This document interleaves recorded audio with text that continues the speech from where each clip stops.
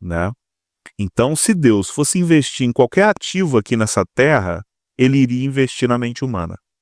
Ele não ia investir no petróleo, ele não ia investir na madeira, tanto que quando ele mandou o filho dele, Jesus, se você crê nisso ou não, ele mandou para seres humanos. Jesus veio da forma mais simples e ele era um cara que conseguia entrar na mente das pessoas. Jesus é marcado por fazer muito com muito pouco. Ele teve 3 anos de liderança e é um cara que deixou um legado para gerações futuras. Olha o poder do que Jesus fez. Jesus é um cara que existiu, tá?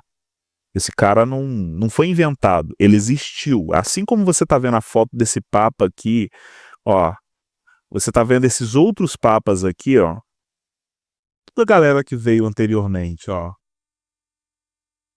Essa galera aqui trabalha com liderança, né? Eles influenciam o ser humano. Existe uma figura, um papel ali que realmente movimenta essa energia, esse tipo de economia. A atenção, a confiança, a espiritualidade é um tipo de ativo, é um tipo de energia que não pode ser necessariamente comprada facilmente, né? Você não conquista muito facilmente a confiança de uma pessoa, né? A pessoa tem a vida dela lá, ela tem a logística dela, as coisas que ela faz e aí você simplesmente entra na mente dela. Isso não é muito fácil, muito simples, né? Envolve capacidade, envolve competência também. Então, em parte, eu acredito que esse cara herdou uma genética forte para liderança.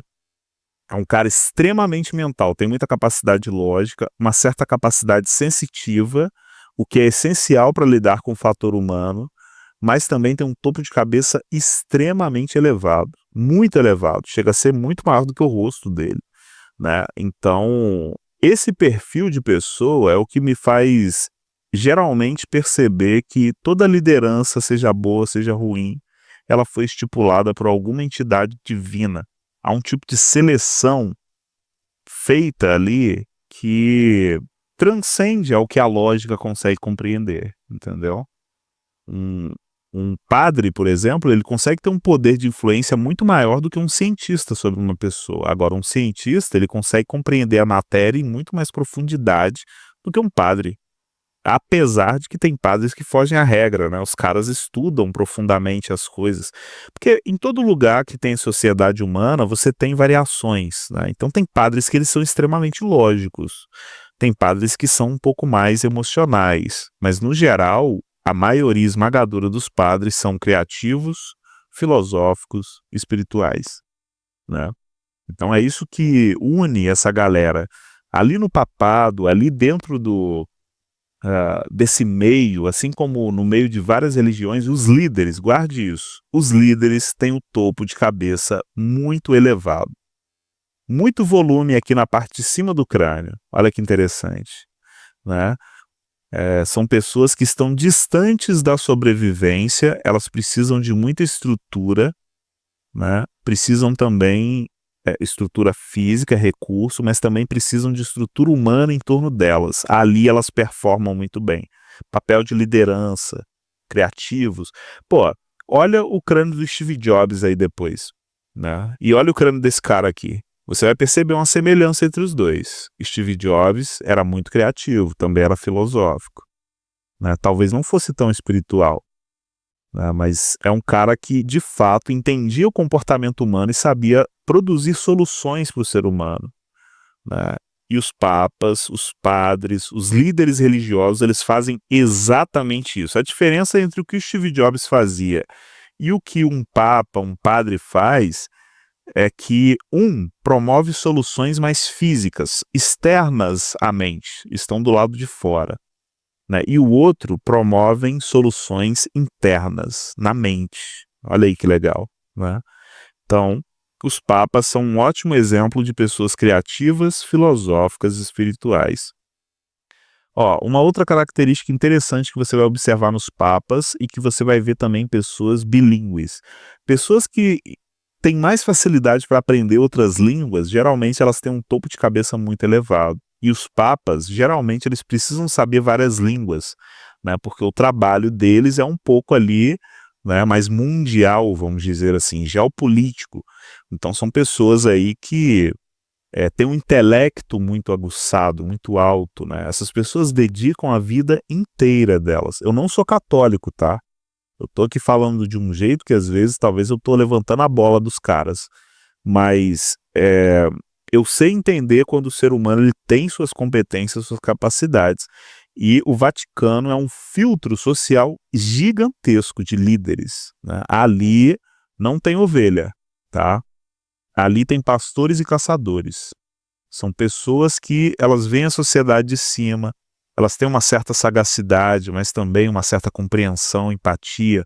Existe ali um jogo, assim como na política você joga um jogo, também no meio religioso existe um jogo entre os líderes, sabe? Né? Então, abaixo estão as pessoas que são lideradas. Então, os grandes papas, líderes religiosos, os grandes inventores, os grandes empresários, os grandes músicos. Vamos pegar exemplos aqui? Ó, olha aqui, comunicadores, né? Ó, pessoas influentes, que movimentam massas. Olha como o crânio delas é mais avantajado na parte de cima. Ó, todas as pessoas que eu estou passando aqui, você vai perceber que geralmente elas têm um volume mais acentuado na parte de cima do crânio. São literalmente, mas cabeçudas mesmo, né? Olha aí, o nosso queridíssimo Tom Jobim aqui no Brasil, ó, Pixinguinha, adoro ouvir Pixinguinha. Olha aí o Anthony Robbins, né? Então, ó, Thiago Negro, os Trapalhões. Eu esqueci o nome desse cara aqui. Esse cara é sensacional, cara, e ele é muito educado. Mas olha o volume na parte de cima do crânio. Lembra que eu falei dos advogados, né? Advogados, promotores, juízes, geralmente um volume de massa mais acentuado na parte de cima do crânio. Esse cara aqui ele não tem cara de guerreiro, caçador, deita no arame, toma tiro na cara. Ele até consegue, mas em parte esse cara é muito mental, né? Você pode crer que esse cara aqui é extremamente mental, né? Muito com a capacidade para intelecto muito forte. Então, olha só, atores, né? O Peter, que o Peter é um cara enorme aí na internet. Pessoas muito conhecidas, tá vendo? Muita capacidade de influenciar o ser humano. Comunicação, arte, filosofia, espiritualidade. Existe ali alguma capacidade. Olha o Jovem Nerd e o Azaghal, por exemplo. O Jovem Nerd é muito mais comunicativo do que o Azaghal. O Azaghal é mais lógico. Tanto que eu acho... Teve uma época que eu seguia o canal dos dois, que era muito interessante, cara. Deve ser muito interessante ainda. Mas eu percebia que o Azaghal ele tinha um lado mais frio, lógico, calculista, enquanto o Jovem Nerd era mais reativo, brincalhão, comunicativo, né? Então, olha como o topo de cabeça do Azaghal é mais reduzido, né? E a testa é mais aguçada. E olha aqui o topo de cabeça do Jovem Nerd como é mais aguçado e a testa é mais reduzida. Então, eu acho, não me lembro, mas eu acho que o Azaghal ele tem formação técnica, formação em coisa lógica aí. Eu não sei o que, mas eu acho que eu já ouvi ele falando alguma coisa por aí, sabe? Então bate com o perfil, tá vendo? São as nossas inclinações naturais. Ó, comediantes também são ótimos comunicadores, influentes. Eles conectam com as pessoas, né? Eles acabam realmente fazendo as pessoas se conectarem a elas, acreditarem nelas, influentes na mente, tá vendo? Isso daqui é um crânio antigo, né? Tem os crânios do Peru, os crânios de Paracas, tem os Manguebetus. Cara, você vai pegar aí na história humana, você tem coisas muito loucas falando sobre o crânio humano, né? Então isso daqui é um perfil de crânio que já foi encontrado em vários lugares do mundo. E é um perfil que ele existiu. São pessoas que tinham um crânio desse jeito aqui, tá? Você tá andando ali na rua, tá curtindo a sua vida, tá andando com a sua namorada, com seu filho, de repente você olha uma pessoa com o coco desse tamanho aqui. Já houve sociedades que isso aqui era normal, tá? Existia ali um perfil de pessoa que tinha esse crânio.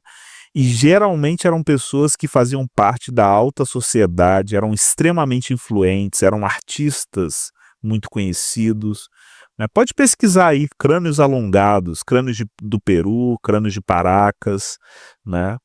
Os Manguebetos, que são tribos da África, a diferença ali é que os Manguebetos, eles realmente alongavam o crânio de forma eles mesmos alongavam os próprios crânios com tiras, mas esse tipo de crânio aqui, ele é genético, né. Já foi encontrada a mãe grávida que morreu e o filho no ventre, a estrutura óssea era igual da mãe, puxado para cima, né. Então, não se enganem, meus amigos, o ser humano para trás existiam coisas que hoje em dia não existem, tá.